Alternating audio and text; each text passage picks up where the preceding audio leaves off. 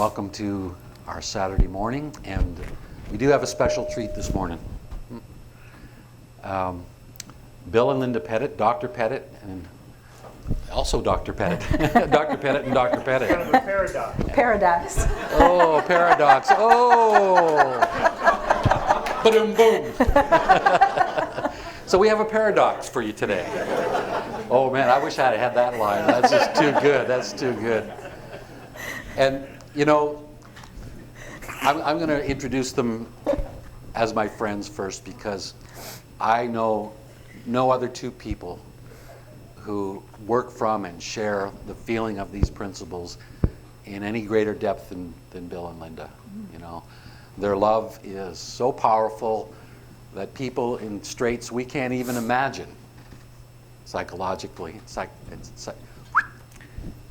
psychiatrically have changed and grown and been healed in ways that the world really can't imagine yet. And you know, they have the most wonderful qualifications, which I'll ask them to. I started writing down the list this morning. I just, you know, it's too much. You tell them. But it is their love and the way that they approach their lives that's changed the world. It is changing the world.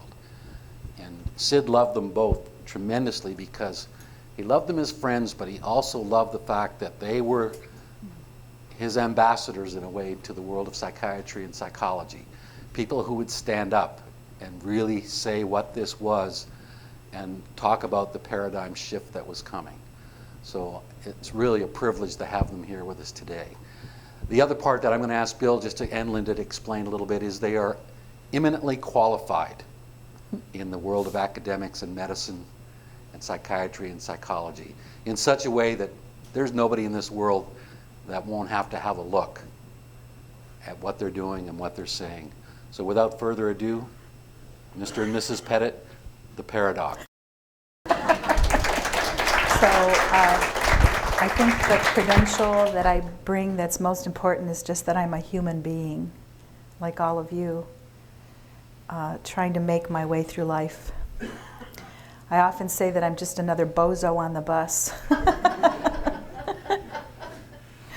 But I have done a few things along the way. I did get a master's degree in counselor education and then a doctorate in counseling psychology. And I've been licensed in 3 states, been a private practice clinician for 30-some years, and also a life coach. I got training in coaching and did coaching for a number of years. And about 4 years ago, Bill and I decided to move to Michigan after my dad died in order to be closer to my mother. And it just happened that a job as a director of counselor education at the university where I had gotten my master's degree opened up very synchronistically. And so I took that job, and then 2 years later was promoted to dean of the graduate college. So I currently oversee about 12 master's degree programs in counseling, leadership, organizational leadership, healthcare leadership, higher education leadership, and a handful of master's degrees in teacher education. And we're expanding into the STEM areas right now. So it's a very busy job at a small but very progressive Catholic college in Michigan. So. Credentials? Yeah. You have a few. I have a few. It's like Paul Sinatra's song, right? Yeah, I'm a psychiatrist, and actually when I graduated from medical school, I thought I wanted to be a heart surgeon and did 2 years of surgery training. And then was drafted into the service and spent 3 years as a family physician for a squadron of naval pilots during the Vietnam War. And got interested in psychiatry, and did my residency and was actually the chief of psychiatry at the nuclear submarine base at Groton, Connecticut from 77 to 80. And so I'm board certified in psychiatry. And I'm also board by the American Board of Psychiatry and Neurology. And then I have added board certifications from the same board in adolescent psychiatry and in geriatric psychiatry. and in what they call psychosomatic medicine, which is, of course, the mind-body medicine.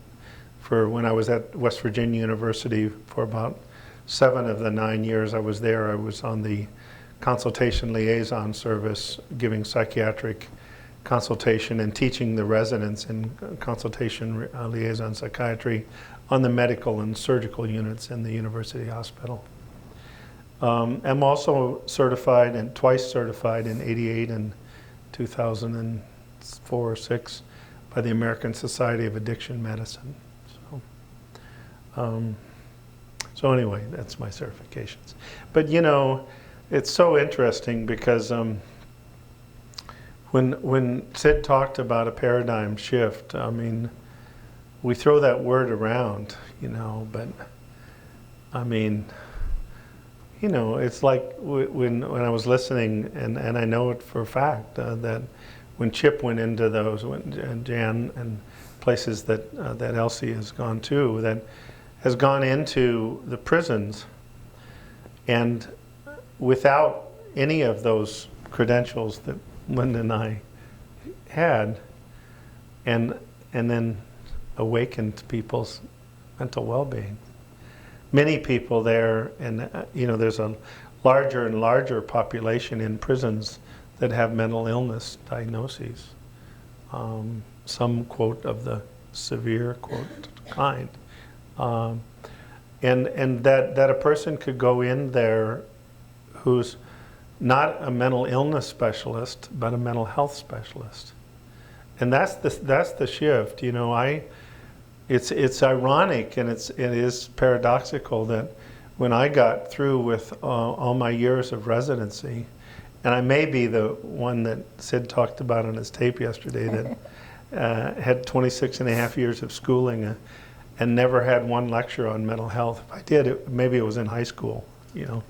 But not through my residency. I had hundreds and hundreds of lectures on mental illness and medications to try to alleviate the pain, but never a lecture on mental health. And yet, so you think that when you got a degree, you'd have placards all over my office that said mental illness professional, right? I mean, that would logically, because that's what I was a specialist with a great amount of, quote, knowledge, end of quotes, in mental illness. But I knew nothing about mental health. Even for myself, as I've shared often, I thought, well, maybe it wasn't 26 years, 25 years, but for over 20 years, I went in and out of clinical depression. And here I was, this person with all this 26 and a half years of schooling, and had all these degrees, you know. The day that I met Sid, you know, as I've shared with many of you before, was April Fool's Day, 1983. It's so fitting, you know, so fitting. It's so fitting that here I am with all my 26 and a half years of schooling and already some certifications, a number of certifications, and I sit listening to this man with a 9th grade education.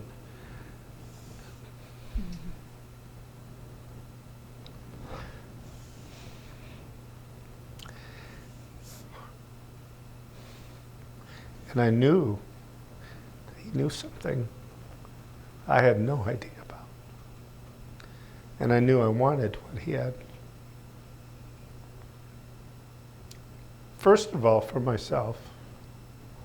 But as Sid always says, you know, the most selfless thing you can do is become selfish about getting peace of mind. Once again, a paradox, right? It's everywhere. Because once you start to have a deep level of peace, then what you have to share with other people is profound. Because you can point them in the same direction. And so many of my patients at grand rounds or different times, they would point to me and they'd say, you know, he didn't do that much. They really would. And I was excited by that, because they realized that I didn't do that much.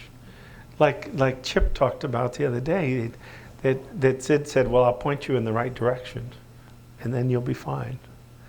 Because mind, if pointed in the right direction, and even mind will help you get pointed there, but it's nice to have some assistance sometimes. That once you're pointed in the right direction, direction is the key. That's the key. I always tell people, if you're trying to get to Alabama from Michigan, you'll do much better going 5 miles an hour south than you will 80 miles an hour north. I mean, it's like Sid used to say, it's a logic, it's simplicity.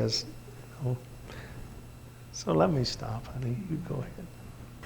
Well, I think it's important to say that we didn't come here to be speakers, really. We No. came here to be listeners, that we know there's something very, very special here and at the school Absolutely. with Elsie and Absolutely. Chip and Jan and Ken, and that we just knew the timing was right for us to come back and to listen, that there were more doors for us to go through, to have a deeper understanding and a deeper grounding to take out into our own personal lives and our lives with our beautiful 5 children and their families, but also to the people that we work with. And so we're just very grateful to be here. But I had been doing coaching, life coaching. I had left my psychotherapy practice because I was really feeling discouraged about the degree of, or lack of degree of change I saw in people. I truly wanted to be helpful. And I didn't, in spite of a 20 to 25 year search for something that would help me be more helpful, I didn't feel like I'd found it. And so I'd gone into coaching. And after a few months of really being a student, I was having a conversation with Sid. He called to talk to Bill, actually, and we were chatting just a little bit. It was a very brief conversation. And I said, Sid, I think I want to go reopen my psychotherapy practice and share the principles. But I don't know that I know very much about the principles yet. I know a little bit about thought, and that's been really helpful to me. I feel like I've gotten more peaceful. And he said, oh, dearie, what you know is enough.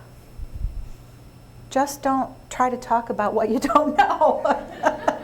And I thought, well, that makes good sense. He said, but what you know is enough. And so I reopened my psychotherapy practice. I went back to the town where I'd been working, which was about two and a half hours away, hung out my shingle again, and people knew me, so they started coming in. And from that moment, I didn't do anything but share what I saw of the principles. I wasn't entirely convinced that it was an answer at that point, but I had seen enough, and the logic of it made enough sense to me that I wanted to give it a good go, but not without being a scientist practitioner. So I measured everything that I did. Every patient who came in, every client who came in got a number of inventories so that I could be sure I wasn't being harmful. And within weeks, I was seeing gains. People were seeing gains that I knew that I had never seen in people with such simplicity and rapidity before in my practice. And from that point, except for one very brief glitch that lasted about 2 sessions, I never mixed it with anything else. And it was the predictable miracles that kept happening that kept me going and let me know that I was very much on the right track, both in my personal life and in my professional life. You would often, I remember you telling me you would give them the missing link, to read often. Many of them would come back shaking and saying, everybody should have to read this book, right? And bear in mind that I was working in Bible Belt Appalachia, and that was so beautiful that it didn't bump into religion. It just helped people see deeper into whatever religion or faith they had, and that was very, very beautiful.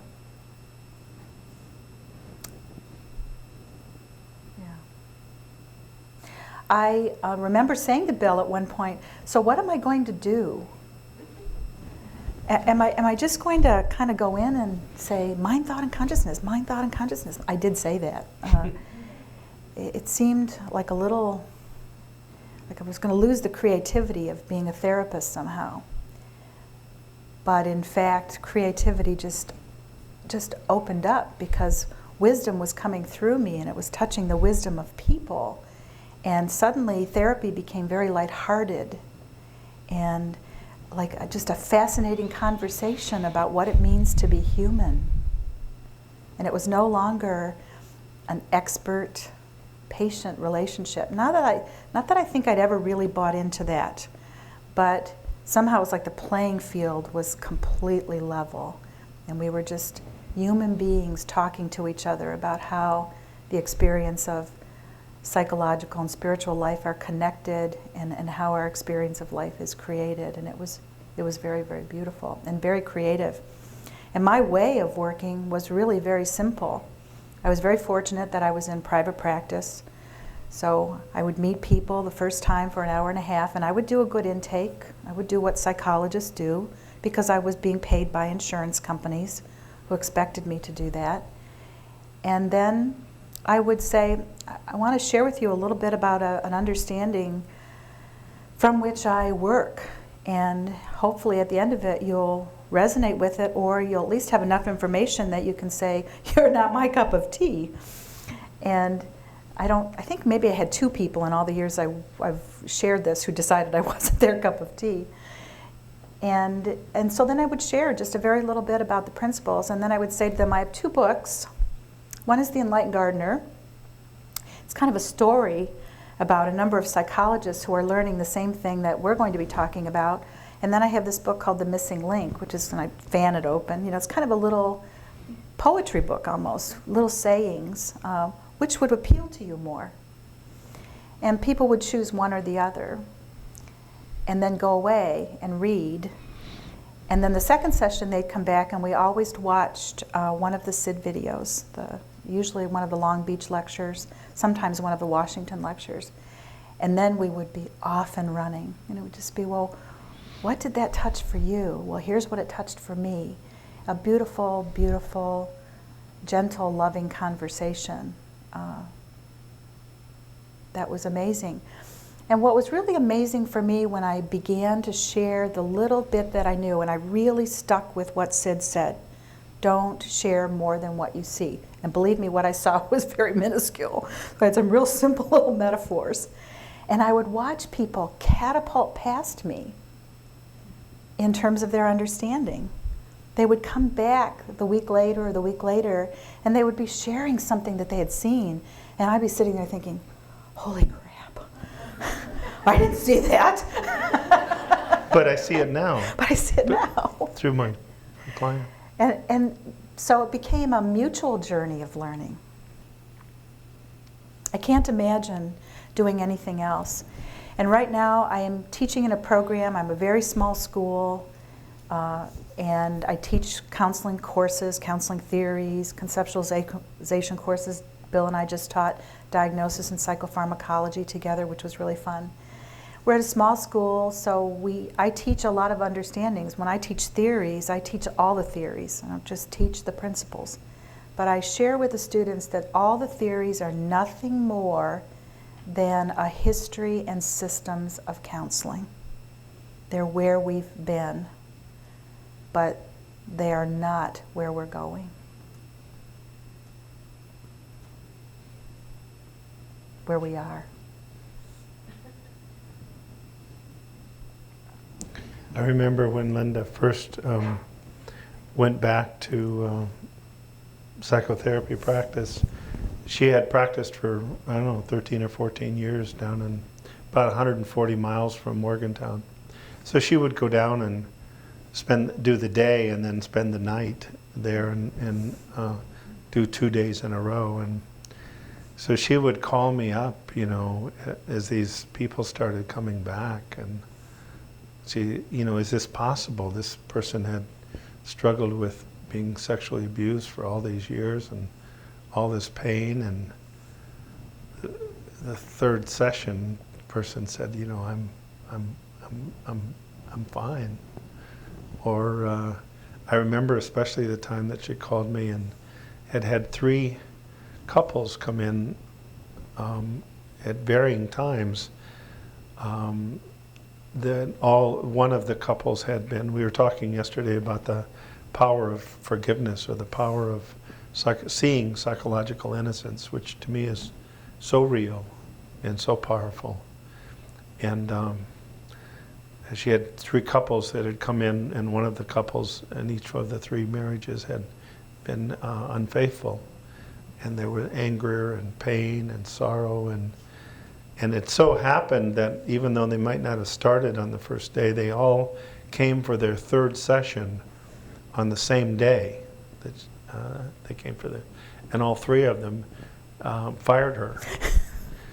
Fired her, saying, "We don't need to see you anymore after the 3rd session. We're fine. In fact, we're feeling a love for each other that's beyond where we were even before we met." And so she calls me up and she's saying, I can't buy this. I don't mind helping people, but this is a little too much. Now, I may be exaggerating. No, that's pretty close. But it was close to, come on, pull my leg, can this be possible? And I'd say, honey, I think you've woken people up to a level of seeing and a level of love and a level that's beyond self-centered, that you've awakened people. And yeah, to me it's very possible. So, well, I'm thinking that they really fired me and they're going to go find a real couples therapist. And I said, well, whatever, you can think whatever. But I did say that. I said, I just know I'm patting the practices of my competitors down the street. So I said, you can think whatever you want to think, but I don't think that's what it is. So she actually made phone calls a couple of weeks later, 2 or 3 weeks later. She'd check in months. on these. Yeah, did you? For months. Are you guys doing okay? And they'd say, no, we meet it, we're fine. We didn't go see anybody else. We're really fine. No. But that's, we talk about a paradigm shift, Wow. And it's nice. And it's nice right now that Linda, is the dean of a graduate school at a university and director of a counseling program, and me with all the titles. But there's going to be a day that there's going to be mental health educators. I don't know what the name is going to be. We were talking this morning and tried to do so much. I want to help the veterans coming back from the wars, and even the ones still struggling from Vietnam. We lost 58,000 people on the ground in Vietnam, and the best estimates 8 to 10 years ago was that over 300,000 had committed suicide. 5 times what was lost on the ground. And I want so much to not have, because it's being reduplicated. You hear it in the news all the time, and just that I want so much to be part of that healing and to know that it's possible, because I've seen it in my private practice, whether it's from civilian that from abuse or rape or trauma or war, and that those people are one thought away from coming back home to peace. I was just at a summit actually last week in Sarasota, Florida. There were almost 2,800 people there trying to find ways to help veterans. 3-day summit, and I'm talking to a man at one of the major meccas. We're going through the missing link, one page at a time. And if those that have read the missing link, you could read the missing link in probably 50 minutes. Well, we've met, I think it's now 11 times. We've met for 55 minutes on the phone. We've covered 140 pages. We typically cover 11 to 13 pages because of that's so rich and so powerful. It awakens insights in one of us or the other, and then awakens questions and then discussion. And but someday the veterans what we could do, will be at the beginning. I was saying that right now it's good that there's people like us with all these degrees, but there's going to come a day that it's going to be just somebody who knows the true spiritual nature of man. They could have a 6th grade education and they could be the conveyor of miracles, of people coming back home. Because and what will happen, I believe, is initially there will be people like myself maybe leading some of those those therapy groups, those pilot projects, and maybe have as a co-therapist, like where there's a wonderful veteran down in Charlotte with the Center for Sustainable Change, who's had an incredible awakening. But then eventually there will be veterans who will be just helping veterans at centers all around, veterans who won't have, quote, any of the degrees that I've had, but they'll be awakening health and bringing people back home.